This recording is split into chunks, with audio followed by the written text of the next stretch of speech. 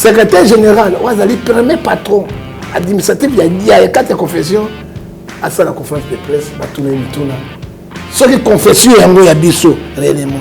Ils allaient en vie ou besoin qu'il y a. Ils allaient évêque président. Ils allaient au même niveau. À vie.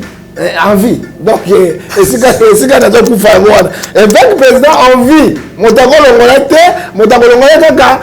ensemble, ceux qui a koufi. Dieu résiste sur l'orgueil. Oui, qui est la confection. D'abord, on a mis évêque en vie. Il y a vraiment grave. On a évêque en vie. Ce que je veux dire, c'est que ça va battre orgueil aux Zambie à bout. Nazo senga na Denis le Siboy. Yozo senga. Nazo senga na Ndeko.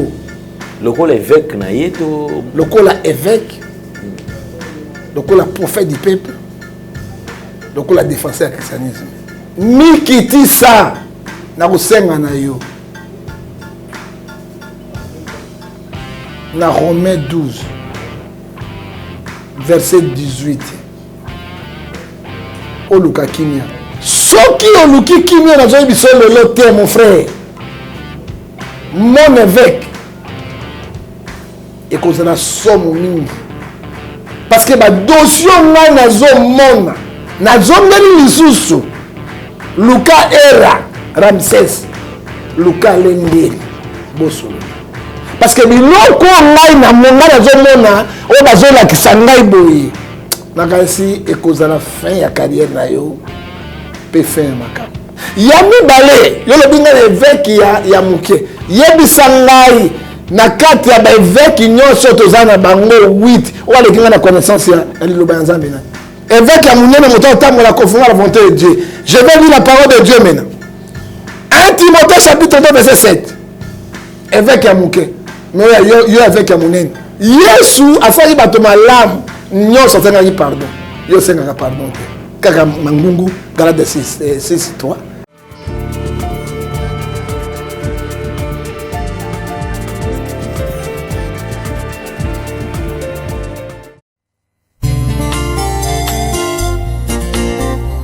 Merci Jésus-Christ, l'abattoir d'amour. Vraiment kondima kozoka pota pour la vie à moto ezala sauvé eza pambate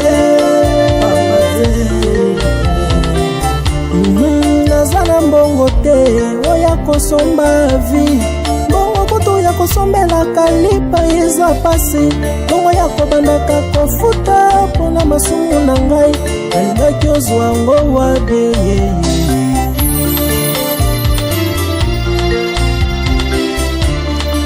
Zana mbongo te oya kosomba vi mbongo koto ya kosala la provision kotiana ndako pasi mbongo ya kobandaka kofuta mpona masumu na ngai nalingaki ozwa ngo wabie nasombaka ntaba mobimba nasombaka ngombe mobimbe mpo nakende kotumba ngo mpo nazwa bolimbisami ya masumu na ngai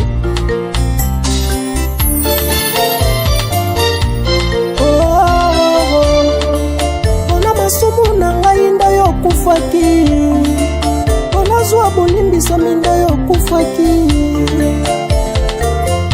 merci pour la bolamu yo saleli. Vérité et réalité, votre magazine qui vous informe avec un divertissement très modéré. Mesdames et messieurs, nous sommes au point. Nous voici encore au rendez-vous puisque le devoir nous appelle. Bonjour, bonsoir, tout dépend de l'heure à laquelle vous nous suivez. Certains choisissent d'être avec nous la nuit, également d'autres pendant le jour. Mesdames et messieurs, nous allons aborder le tout premier élément, c'est la fondation Ndélé au cœur de la nation ainsi que l'orphelinat Famille du Cœur Christ Rédempteur. Comme d'habitude, à travers cette opération, soyons sensibles aux cris de détresse. Vous avez besoin d'aider les démunis, voici une adresse. Vous avez besoin d'aider les orphelins, le veuve, nous sommes à votre disposition. Suivons les images et on se retrouve tout juste après. Bonjour chers frères et sœurs en Christ. C'est votre humble serviteur, le pasteur Bayekele Guibobala. C'est à partir de la chaîne Nouvelle Tendance TV. Je vous salue dans le nom puissant de notre Seigneur et Sauveur Jésus-Christ. Alors frères et sœurs, aujourd'hui, je suis pour vous demander, bien-aimés, à pouvoir vous abonner sur cette chaîne parce que à partir de Londres, où j'œuvre dans l'église Porte Étroite London, et par-ci par-là en Europe aussi pour ceux qui me connaissent. Alors, quand je vis M. Alain Délé avec des jeunes enfants chez Gay, j'avais dit voilà, une très bonne terre et facile, bien aimé, à convertir dans le christianisme. C'était ces jeunes-là délinquants qui manquent même quoi manger, qui manquent un abri pendant que toi tu en attends. Et voilà, c'est pourquoi j'étais venu ici à Kinshasa pour joindre mon bien-aimé et travailler ensemble avec lui.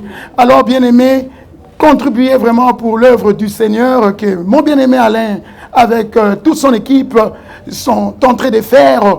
Donc, il cherche à plus se faire de disciples pour Jésus-Christ.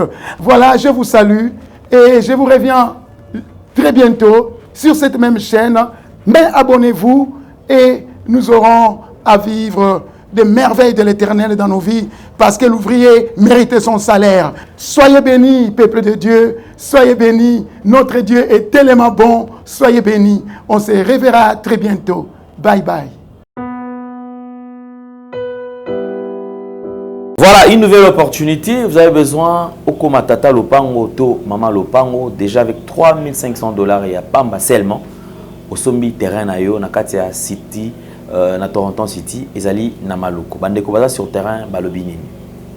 E ya sika na Kinshasa boye tika la kozala te makelele ya Tata Lopango esili Toronto City à Maluku bana RDC congolais opportunité ya sika mona mboka pe sibiso avec $4,000 ya Pamba koma Tata Lopango to Mama Lopango avec le $4,000 okoki kosomba cash ou soit par tranche. Par tranche et salami ndenge nini. Obanina avance $2,000 et le 2,000 qui reste au kofuta yango par tranche 500, 500, 500, 500 pe okomi Kolo Lopango. Toronto City et sika moko très kitoko. Parcelle cadastrée, urbanisée, avec beaucoup d'espace. Nyon surtout okoluka okokuta yango. Mais narata, terrain de 20 sur 20 sur un site accessible, urbanisé, cadastré, plat, désherbé, avec espace de jeu, espace vert, magasin, marché, peignon surtout, pembeni. Ezali solote, tala peyoka. Alors, tu as une concession, Toronto City. Tu as une commune à Maluku, dans la ville province de Kinshasa, dans la République démocratique du Congo.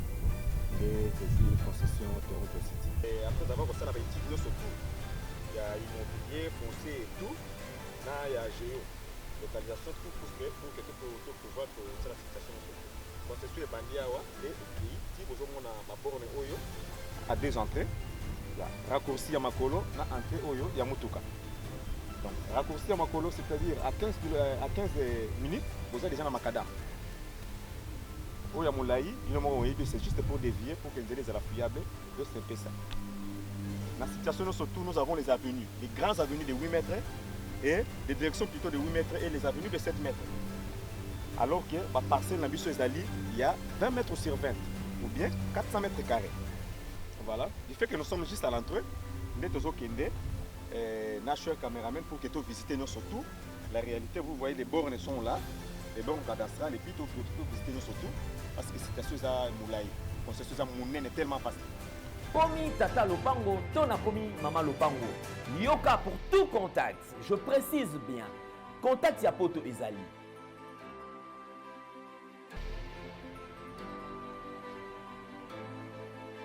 Ya Kinshasa Ezali.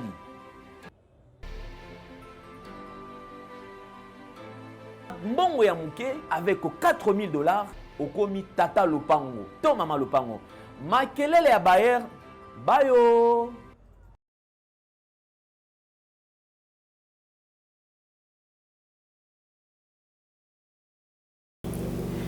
Voilà, tous les coups sont permis sauf les injures. Mesdames et messieurs, Bino Bozolanda Biso et Sengweza, il faut partager la Bino Moment Oyo. Alors nous allons recevoir notre invité. Il est déjà présent, c'est un prophète de ministère. Prophète déjà Ngefa qui n'est plus à présenter. Homme de Dieu, bonjour et bienvenue. Bonjour, l'honneur, la gloire revient à Dieu. Ce que nous avons dit sur la vérité, c'est que la vérité. Tous allons contre Mototé, tous allons pour Mototé, mais nous avons l'église en Zambie dans cela. Pété, Kosunga, Bana dans Zambie, dans l'esprit égaré. Tout bon de l'ensemble pour tout banda. Tata n'a tique émission ma boko na yo. Kaete moli mona kolo e sopana. Et délivré boy bakanga mena minyo ko na satana. Dans Luc 4 verset 18, puis Ésaïe 61 verset 1 à 4. Tout tiki Congo démocratique mboka na mopotu na poloso na ngotobobo na maboko na yo. Le peuple va se retrouver, le peuple n'a pas assez. Tous les courants, tous les mailles, tous les nyonso. Mais tu es bien, Matthieu 11, 28, tu peux savoir que pas une solution que tu pas na yo. Batela mokodi mboka, batela ba diaspora nyonso bazali bande mboka bango de balesa ka biso basunga ka biso, soki opambola bango bango opambola biso. Atiki alendele, otobengi procureur général. Rôle de procureur général des c'est lui qui cherche les infractions. Pour la bisognon, surtout sur Nanzira. Que le PC sagesse, science, intelligence. Somme 127, verset 2 à toi. Ce qui a mis Bateli dans le besoin de beaucoup de Zali Karapam. C'est toi qui sommes de quels des hommes et de quels des rois. Onyon, ce bango, pito tango, kolo, bazang imbongo, kolo, yoza munganga na bango. O bazang robot na tango, kolo, bazang misolo, bazang na kati. L'opération minene yo basi ba césarienne kolo yo zala sage femme pe minganga na bango. O bazo ko voyager kolo zala pilote na bango. O pe ba kufi na tango yo kolo o zala milimo na bango bo mona tsika na bole. Bana na biso suku na biso na komo na tata pe na mwana na molimo santo. Amen. Amen. Voilà, nous sommes là présents, mesdames et messieurs, Bino Bomessa na la nouvelle tendance télévision. La première de choses, exercice à Liboso. Tango koti na émission banana ko aimer vidéo. Ou aimer vidéo. Bandeko bobi keni batina la mitema, botina mitema ebele pona tina na kola ki émission zali ko sala ezali acharnementé, ezali émission malamu pe bozo sepela na yango. Commentaire positif et ko sunga biso pona tina na koeba lolenge ni sengel to sala makambo. Suggestion remarque à travers le numéro qui sont affichés ou qui ko benga ou qui ko partager na biso afin que to améliorer musala ou to sala lelo. Prophète Ngefa Losako. Nzambe aleki bango tuna nguya pe aleki bato nyonso ya pelengendu na vérité. Amen. Prophète Ngefa Losako. Bakati sare na posa mboka te bokozinda. Prophète Ngefa Losako. Zoba koma kama yele soki ya jui fimbo sima na pelengendu na ye. Prophète Ngefa Losako. Kolilo et makambo. Voilà, nous commençons notre émission, mesdames et messieurs. Déjà, il est présent dans ces grands magazines Vérité et Réalité. Bosolo pe lolenge ya kobika. Ezali comme émission. Ce n'est pas une émission pour na olobakeno te, émission des aboité, ezali to créer en leloté. Ce botali bo mona ba koma Vérité et Réalité. Donc biso to akara na kati ya bosolo pe lolenge ya kobika. Lolenge ya kobika ya nani? Bosolo pe par rapport ya nani? Pona ba imboka nyonso tu bande ko so ko sala musala, bande ko nyonso tu o bazali kote ngama. Olakisa nini bako sala pe nini oyo ezali kolekana. Prophète Ngefa na oki j'aurais appris que ba pression bongo pour déstabiliser collègue na évêque. Ndekwele naza okamba. Émission ezali bosolo pe vérité. Quand nous parlons de bosolo vérité, nous parlons de Jésus-Christ qui est le chemin, la vie et la vérité. Jean 14, verset 6. Ce que mon ingaï, nazali ko ya, nazo kota sur na bureau na ngai te, ezali été papa Ecclésiaste chapitre 3 verset 1 à 4 chaque chose à son temps. Moto mo to bien na verbe na vie siko na famille songo ya munene. Alobi eloko bozo sa bino na lendele, ezako fungula biso miso mingi. Est-ce que oyebaki monsieur Alendele na Matthieu 24:5 balou feroce ba kota ki l'église belé pona ko kosa ba na Nzambe et comme na tango ya Nzambe ya vérité allez nana ko futa ngai mbongo allez ba futa ngai mbongo na tamu na Mercedes kala allez ozondi mongo ya solo penza Et puis le mboko ya biso, bata bonne volonté bazate. Hein? Oyoki de quoi là? Bata bonne volonté bazate. Nazo tamboka na nzela le ba ko manga ba na otira mai échauffement, nazo tia mai na lati bilamba kitoko ne na lati boyi. Mbongo penya so chokolilo. Nata mona kamia ka chokolilo. Poso mo na chokolilo ko mona lenga libala. Soko tangi chokolilo ko mona ngai ya libala. Hein? Allez mutafuti ngai mbongo te. Mais soki tozoloba bo solo tikala bo solo. Ba farceur, ba tolokuta, ba makiona. Bah, ceux qui ont l'église en Zambété, bah, continuer ma famille à battre. Il faut trouver la vérité. Non, n'a pas de bon. Hein? Kolani Samana règlement d'ordre intérieur Nabino. Kolani Samana Nenge Boyokana qui battante Nabino. On aurait appris qu'il va au Sambisayo. Il faut samedi au bas au Sambiso pour Nani. Qu'est-ce qui ne va pas? Mais quand on relate sur Toyeba, les Kamaweza Nini. Non, vérité, monsieur Alain. Bakovoka ngai déjà na confession na biso tozalaka oui évêque na oui évêque Maman Tina pas allé évêque Denis c'est pas allé évêque Yann Delgas allé évêque John Ngefa allé évêque Lidem Mayo allé évêque et Kaola allé évêque mais na yoki ba pasteur peut ba causer la confession pour na ko tourna ngai qu'est-ce qui se passe au juste. Moi, j'ai une invitation. Mais avec 50 chaînes de télévision. 50 chaînes YouTube. Avec 20 chaînes locales. Et puis, 75 chaînes. Et puis, secrétaire général, le premier patron administratif, il y a 4 confessions. À ça, la conférence de presse, ceux qui confessent réellement, ils allaient en vie ou besoin qu'ils n'ont pas. L'homme biso c'est qu'il y a 15 ans. Tous les mecs qui ont 15 ans, mais les 15 sont organisés. Il y a besoin de la confession et pas 15 ans. On va en voter. Badeno Kamba, on va en voter. Bien sûr, tous les qui ont confession, en comme une nouvelle église réformée au Congo. N'a pas bâti la vérité. Ça dit quoi? Moto n'enjambe par les amis tout na yo ngana beta ba bombe. Na Somme 75 verset 5. Il ne faut pas avoir beaucoup d'arrogance. D'après nous, au moins, il y a une arrogance. C'est déjà ce qu'il y a une arrogance. Il est dit bien, Azali n'a même titre qu'Ambon. C'est qu'Azali, soit c'est qui s'est battu parce qu'il y a simple.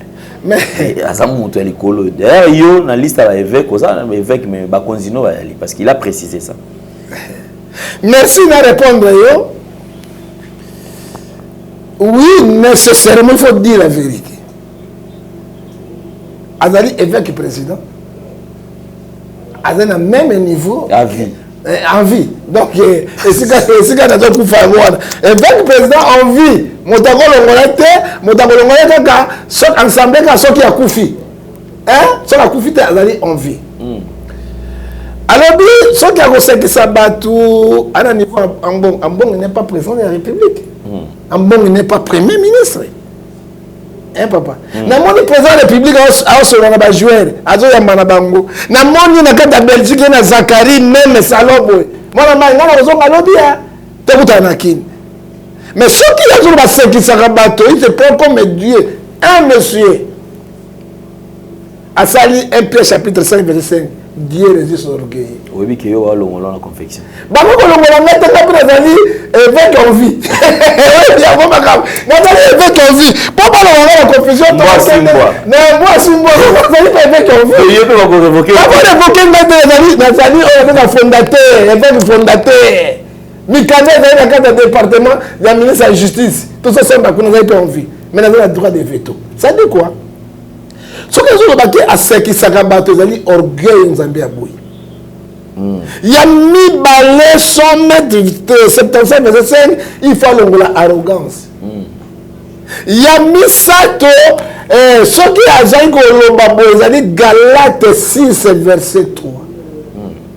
Et si quelqu'un pense être quelqu'un, il s'abuse lui-même. Au moment donné, s'abuser, n'a malobanaï. Il y a aussi que ça bateau pour Nina, il est qui?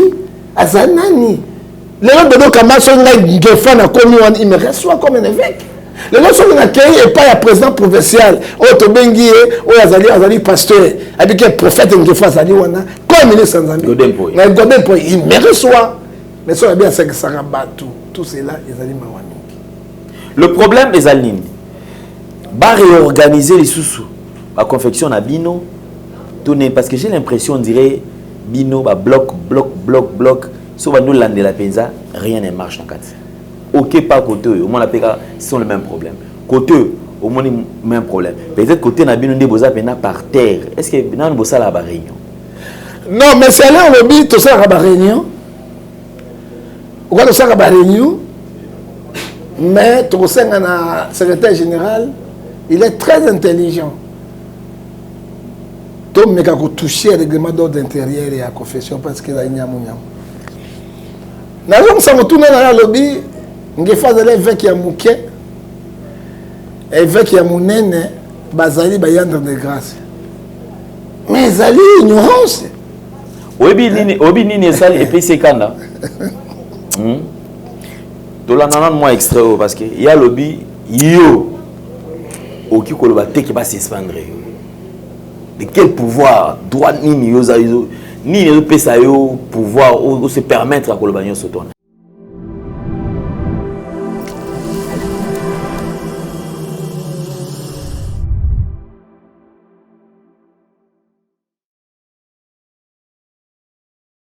Yo pouvoir au yo zigna courage et kolobaki il faut pas s'expandre aux yeux de l'amour. Bon ça c'est une vérité. Nazo senga Denis le Siboy. Yo zo senga na. Nazo senga na ndeko. Lokola évêque na yeto. Lokola évêque. Lokola prophète du peuple. Lokola défenseur du christianisme. Na longo chapeau na ngai. Mikiti ça. Parce que biloko ngai na moni et pas ya Alendele DG mais c'est le procureur. Na kusenga na yo. Na Romains 12 verset 18. Oluka kimia. Soki oluki kimia na zo biso lelo te mon frère. Mon évêque et cause la somme mingi parce que ba dossier ngai na zo mona yo na beto ngona ko moka muke mwana moka 17 ans obotane na bandal ikaneza lia et bimini c'est grave Luka era Luka Lendele ko Luka kutunga ite bo solola na zongeli lisusu Luka era Ramsès Luka Lendele bosolola parce que biloko ngai na monga na zomona o bazola kisangai boye na kasi ekoza la fin ya carrière na yo pe fin makam oyebi Proverbe 10 verset 12 la haine excite les querelles l'amour couvre toutes les fautes. Ce qui n'a pas besoin de libo yoka. Ce que vous quittez vos affaires en carrière. Pourquoi dans le Bible? Tant que vous avez dit, oui. Mais il y a Zobo Sana été, Denis Zobo Sana été, Nazali parmi 9 évêques, 8 évêques dans 4 confessions religieuses, où il y a Bisso Pe Nazali a droit de veto. Mais, il y a moi, bazali bis to voter qui est André de grâce que voter yo no qui était pour tiaye le gars secrétaire général dans les années en prison yami balé yo le binga évêque ya muke yebisangai na kati ya ba évêque nyonso tozana bango 8 ou les kinga na connaissance ya liloba nzambe na ou azo défendre NRC le nani yebisanga par André de grâce oyo aza na connaissance ya munene koleka na o nyonso baleki yebisanga moko nini na hotelema na ngai meme na yo moko olobi ete ngai nazali mwa évêque ya muke oyo baleki ngai na yango na ebele ntango ozalaki na prison ya ndolo il faut ozokisaka makambo na jésus christ en vérité nani alphonse azalaki évêque oyo azalaki président provincial awa aye epai na ngai yo moyen ya koleka na ndolo ezalaki lisusu te monsieur parce que condamnation ezalaki ayaki na ntaba saki ya fufu na $200 ngai nde nazwaki mbongo wana nakotaki yango na ndolo ozwaki deja et ozwaki deja confession otekelaki ye yango oyebaki te nazalaki moke ntango otekelaki nini wana Alphonse azwaki confession yo na ndolo bazokondamne yo bazokondamne plus de 12 ans de prison mais beveke mosusu babengaki ngai nsima babi te oyo ozali membre fondateur oyo évêque oyo Alphonse azali adopté kodopté akoki kozwa lingomba oyo te tokomi na tribunal tosambaki awa na tribunal grande essence voi na ngai epezaki évêque ya moke wana ntango ngai nabalolaki makambo na ngai nazali bokokutana ngai awa bino tu baévêque bamama tina yantre de grâce banani bokutana ngai na molari oyo na professance ya molari bobengi ngai c'est là de négocier qui nabi non eloko ngai na bote nakodétruire yango te et pourtant ozalaki na $200 saki ya fufu na saki ya ntaba Alphonse azali évêque ya moke wana évêque wana na droit de veto ça dit nyonso oyo ezali orgueil mais soki ngai azali évêque ya moke monsieur le pasteur prophète soit disons prophète parce que ozo minimiser ngai ntango nazo défendre christianisme awa contre bamusulman et à part Coutinho Fernando tuna ngai évêque nini na Congo ayebi bible kwa bamusulman olobi naza évêque ya moke aleki ngai na monene ntango na ngai na ministère 5 ministère eleki moninga yo toza ministère prophétique na 4 Ephésiens 4 verset 11 toza ministère pastoral apostolique toza na prophétique tozali na évangélique tozali na pastoral tozali na ya docteur na 5 moko aleki moninga na monene aza te c'est l'orgueil oyo ezoboma denilesi ngai na makambo nazobomba yo ebele nazoprotege yo parce que ozali nini ya confession mokonzi ya confession mais ozali na biloko mosusu na bete ekozala kodestabilize makasi évêque ya moke oyo ozali na yango ya mibale ya misato yango wana mais nani aleki Jean Baptiste abotami na se ya libumu ya mwasi na monene na ancien testament na bokodi na nzambe esheke soki abongo aleki yango sadi kwa bongwama nakotanga yo lobi nga évêque ya moke évêque ya moke dit à quoi évêque ya monene moto otambola confondre la volonté de Dieu je vais lire la parole de Dieu maintenant 1 Timothée chapitre 2 verset 7 évêque ya moke mais yo évêque ya monene il faut que si l'évêque soit avoir une bonne témoignage un évêque président il faut avoir un bon témoignage. Ce que dit 1 Timothée chapitre 3 verset 7. Yo évêque à Mounene, on l'équipe pas à Rome. Hein? On l'équipe à Bongo, on l'équipe pas à Rome. Mais en Bongo, Azali cardinal, mais Azali évêque métropolitain.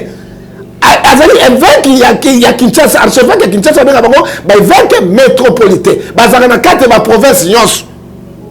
Yo le Azali même niveau, il y a un bon autoboïté. En Bongo, Azali un bon témoignage. Beaucoup de gens ont dit pasteur, représentant des gars les protestants, un évêque. Dans 1 Timothée chapitre 3 verset 7, un bon témoignage. Ce qui est dit, il faut que l'évêque aussi, il doit recevoir un bon témoignage. Dehors et à l'extérieur. Il ne tombe pas dans les choses de pièges sataniques. Et il est piégé par le diable. Ce que dit la Bible, 1 Timothée, chapitre 3, verset 7. Évêque, ils ont tous sa malokomi dans Zambie. Ils ont tous sa Bible. Ils ont tous sa makomi. Ils ont évêque à Mounene et collègue de Niles.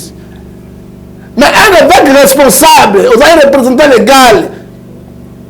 Oh, ils ont un témoignage à Malamouté dans 1 Timothée, chapitre 3, verset 7. Il ne mérite pas être liboso na patou. Donc, comment les choses dans Actes des Apôtres, chapitre 20, verset 28. Prenez donc garde à tous les évêques qui sont appelés par le Saint-Esprit, qui peintrent les troupeaux de Dieu. Il doit être dans le bon chemin sans y reprocher. Mais tant que vous reprocher au micro-ondes, ce que vous faites comme une contradiction à Zali Nan. J'ai dit ceci. Pour la ressource ça.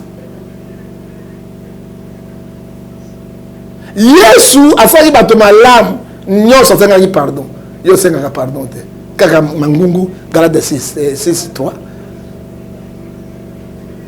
Lelo yelobi na koki ko za décision te. Non, ensemble tant basangisi biso, ba évêque to vanda, to moni moto azali boso na biso ou bien évêque au temps normal te, il faut te discommunier ou bien apema. Mike Kalamba a fait ça. Ça dit quoi? Malgré tout cela, au côté à dimanche, malgré tout cela, témoignage a bien zanté. N'a pas un bon papa un bon hein? Somme 105, verset 11. La crainte de Dieu augmente la sagesse. N'a pas besoin de sagesse. Hein? Yami balé pour na kosuki sa makamboyo. Ezali Ézéchiel 36, verset 26. N'a pas si mamoté manayo. So ils ont simoté manaote et vous allez participer na maoa. Hein? Témoignage. Bon témoignage. 1 Timothée chapitre 3 verset 7. Samedi, nalobi na droit de veto. So na tout monde sapina na kitiste les kamone ko lekate. Hein? Il faut vous convoquer évêque président Nabino. Hein? Makambo zo le kaoyo. Pourquoi on s'est dans Makambouana à quoi mériter za liboso na été. Donc quoi bato kana ba sentiment na biloko na bango po na ba kombo to ko yango. Ka 15 ata mabe na ye makambo ezala kate. Dodo Kamba zali un évêque na 4 NRC makambo ezali te.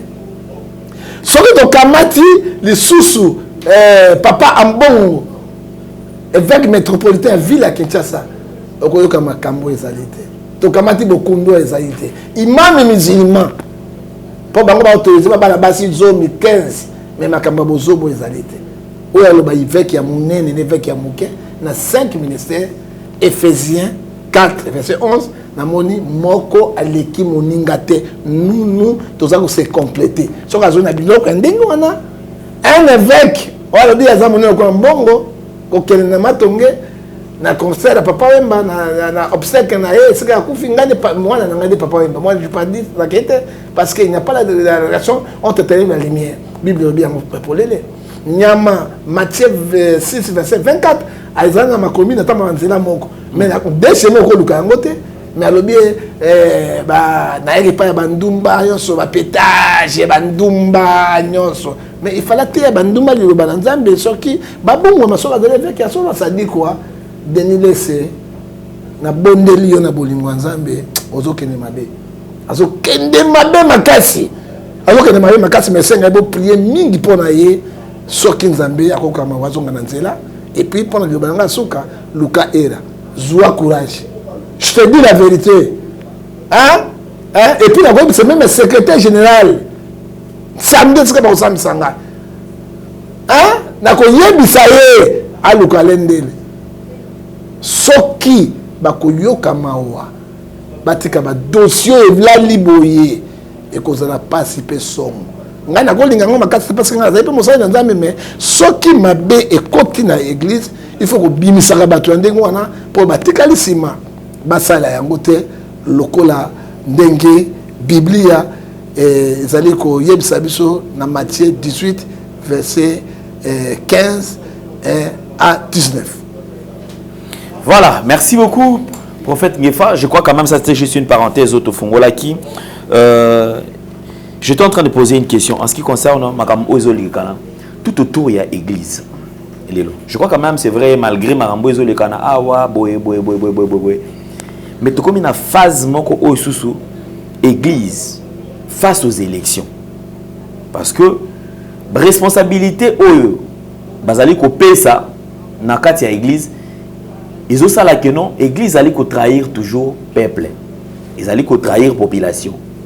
Moment de l'élection, au moment où papa yango, tout ça déjà na 3 ans.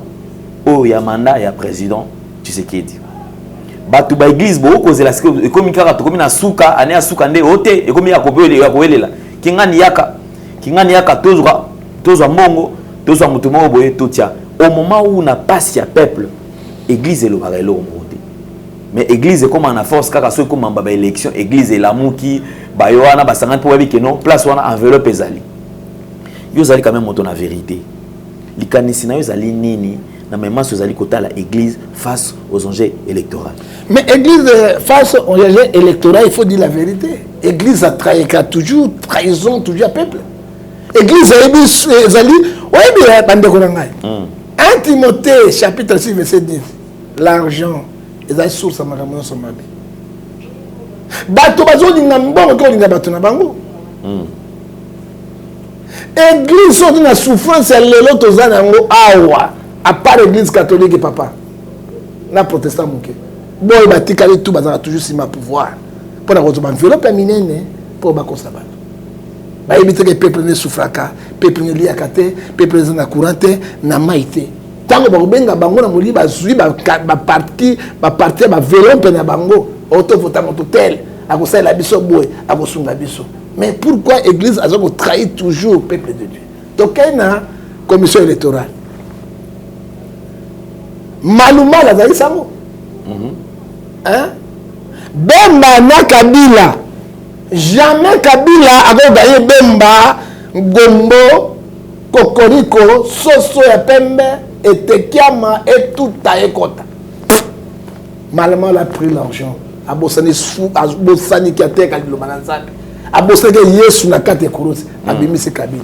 Barabasi to suka wapi. Hein? Tolongo na ye na 2011. Tokomati oyo pasteur Ronan Ngoy Mulunda. Pasteur méthodiste. $100 mundu kimoko. $10 ça c'est bato ba copier na mboko ebele. Copier na mboko. Ouais, qui sensibilisation. Sensibilisation. Pour récupérer. Hein? Est-ce que Bino Mona papa Tshisekedi il y a des projets validés dans beaucoup de projets. Papa Tshisekedi a eu des millions et des millions. Hein? Qu'est-ce qu'on a de réponse en paix? Bien à Kabila. Kabila a gagné. Tout le monde est Ngoïmoulunda. Église toujours, ouais. Et Baloki. Tout le monde en 2018. Tout le monde a été et là, ça les manque. Nanga côté que nanga diacre. Mais diacre pour que passer il faut pas la diacre. Il a trahi toujours l'église. Est-ce que tu veux compter l'église en ndengeni? Tu veux poser ma caméra bango ndengeni? Babo ça ni kurusi ya Yesu. Babo c'est le peuple, papa le peuple souffre. Hein? On ne chante pas l'équipe qui gagne. Mais pas le juste de la équipe pour la ka. Ndi ya ngone tikala. Hein? Tant peuple congolais, église, parce que l'église est en puissance, monsieur. Ce qu'on dit dimanche, bateau va sembler rater bamouké. Tous les balanquiers bazaka na bakata l'église. Ba pasteur ba bater na bango. Bazo bango lokola, ba boucamissaire na bango, lokola nini ba sali na bango, soki ba tu copie na bango, nzambe ya kosala, oya ko voter te, akozala malédiction, nzambe bongo na mayo, et comme vino, boko tonda boko mela. Ba pese ngo ba $10 ba ke ko voter sans le savoir. To sengi na église awa aza l'église ya bosolo aloba bosolo pe ayeba ko telemela mboka na ye po tozwa ba vraie valeur olobi soki baleki na ba département nyonso ete bayeba kosunga Congo oyo ezali na pasi tala na mwana mo kamwa na este dans carte pilar azolongola ba mabele oyo po batia goudron bakuti ba minere kobate bazo lokota bo omuna mboka nini kobate bazo lokota kobate boy balongola kaka ba goudron ezali boso bebi po basala banzela tango bazo longola ba richesse kobate bato bazo lokota kobate est-ce que guerre ko sina na mboko je ne crois pas bazo lokota yango sikoyo article 58 de la constitution et lobi ba richesse au tout congolais tout to kabolango équitablement Congo ba kamere ya Willy Bakonga iba lokolingi ya nani oyo docteur nani Etienne Longondo yoka comme ya Longondos buka nengo njoke Donc il y a bango balongondos. Mais ce que biso ba peuple oyo eloko ngefo abundelaka valeur nani akosunga Congo nani akobimisa Congo na pasi oyo oyo so bakota sont des commerçants. Et Philippiens chapitre 2 verset 21 ils cherchent leur propre intérêt ou intérêt à la population. Intérêt à la population ça. Na mona le ministre mo ke na otanga Congo na été bato bazo sa réunion ba yamba ndiko bato ba dollar. Tu na njoto yo mona ata président américain abamba bato ba dollar na mboko. Bata sécurité bazawa. Et peuple, o tozangi mai, tozangi courant, tozangi bilia. Tozangi nyonso. O ba distrait biso ka nini bon voûtement, ya baba, bon voûtement, ya ba église. Et belé l'église comprise bon voûtement ba kembese ba njobi un distraction to bo ça n'a pas allez parce que tous on a droit à éviter tous on a droit à éviter tant que l'angai 19 ans pour y a 18 ans à Kabila pouvoir ba glacier a tongi combien na Congo a tongi combien ba glacier na Congo combien tant que l'angai 18 ans quand tu sais que 3 ans le côté 3 ans le côté quand tu sais que papa va toujours souffrir, va bloquer. Tant que l'année 18 ans, va comprendre Mobutu. Va comprendre Mobutu à 32 ans. Kamata 21 ans, moins 32 ans, ça fait 8 ans. Mobutu a tongi pour Maréchal. A tongi ma compagnon, banda quoi minene tout au monde c'est Mobutu. Tant que l'année 18 ans, il y a Burundi, il y a Rwandais. Oh, il y a tête à Moka 19 ans. Peuple même autorité. Ville à Kinshasa, vous avez autoroute, monsieur. Autoroute. Soit on va Somalie, Mboka, il y a une rébellion. On va de l'autre côté. On va train à haute vitesse. On va TGV. Et pas il y a des choses à Kinshasa. Ok, nakati il y a Matadi. Oko kamwa. Tango zobima.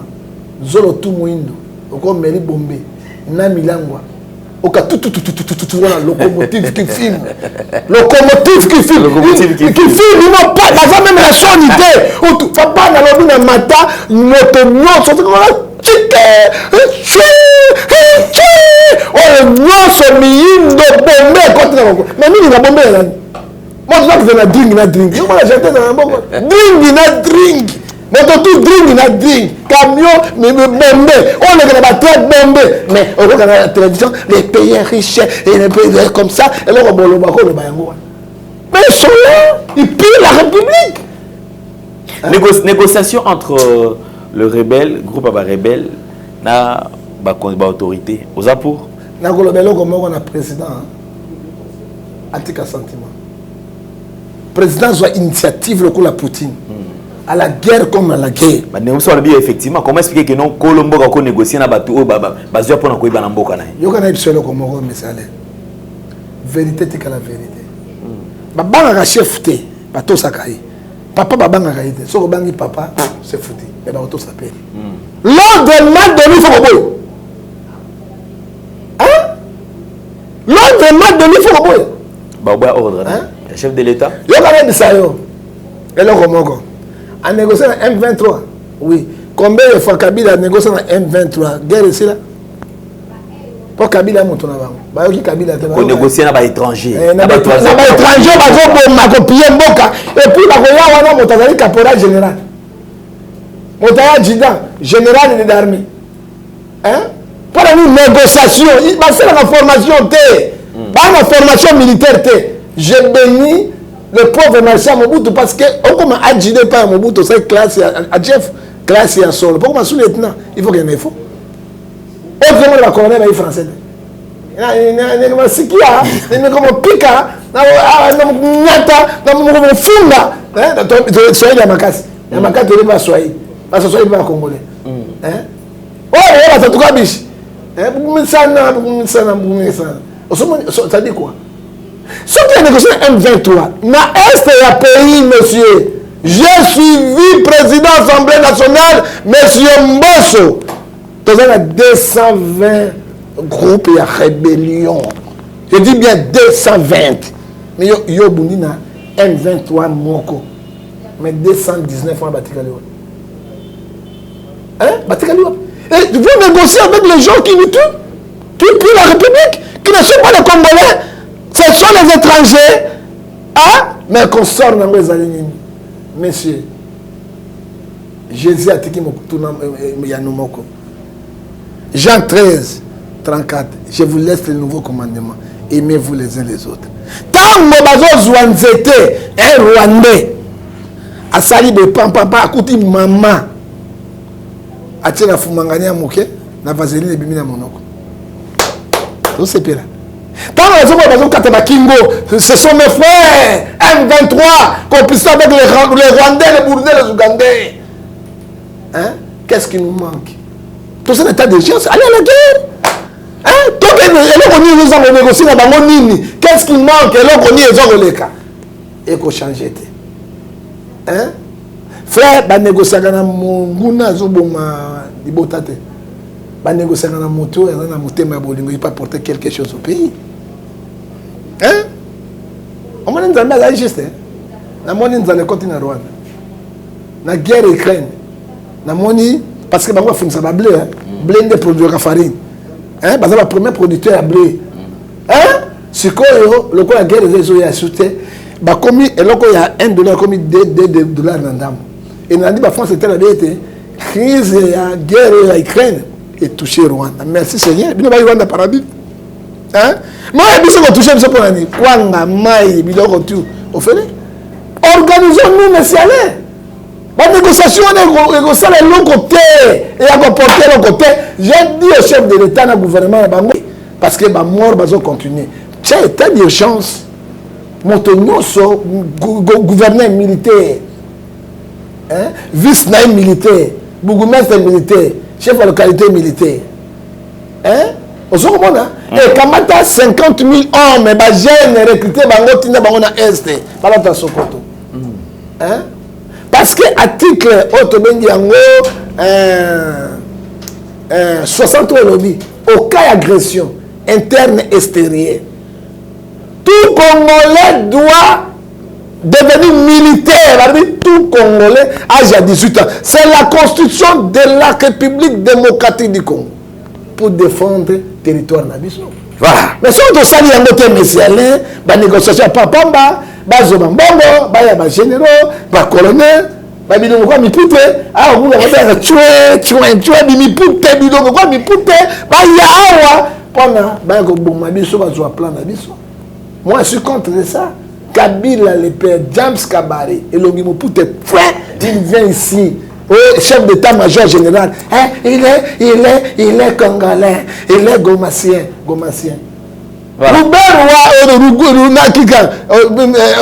Ministre des Affaires étrangères, à qui m'a dit Willy Bizi Makarar Olakombo Biz botana monokonanga dana bosona monokonanga pardon bato banga pesa ngwa liboma na mutu na ngai yoka Bizi Makarar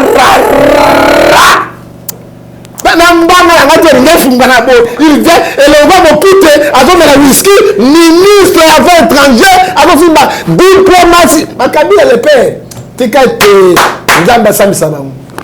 C'est le grand traître de la République. C'est le ailleurs où Assimbi affaires étrangères, diplomatie. Et dans le Congo, le Congo, nous souffrons comme nous sommes les esclaves dans notre propre pays. Mais Somme 34, verset 20. Les malheurs atteints du registre Dieu les délivre. Un bon jour, nous avons délivré. Merci beaucoup, prophète Ngefa. En tout cas, merci beaucoup. Nous touchons pratiquement à la fin de notre entretien parce que déjà, tu es là. Nous avons la terre. Nous avons au Samba. Au Samba samedi. Alors, merci beaucoup, Binoyon surtout. On a passé un très bon moment, bien sûr, avec le prophète Ngefa. Merci, Manegotou, Bozo Landabiso. Prophète Ngefa, Batope Sambo Tebali. N'a pas si kanda, papa. Bato Bazo Bombande, Congolais. Nous ne sommes pas la paix. On a tout chez nous. Mais pourquoi la population souffre? Tu souffres, tu es wapi, messieurs Alain. Tu souffres, tu es wapi. Mbuka ni zomona. Dans Kazo Timona, tiens ma banga. Mais Bazo Lokotaba, Bakobat. Quelle richesse! Mais richesse, c'est moi qui l'ai. Bende Batonda. Tobo Bangote, Bachinois. Oga Mosoni. Dans le magasin, à Chanda Congo, à langue chinoise, tout chinois.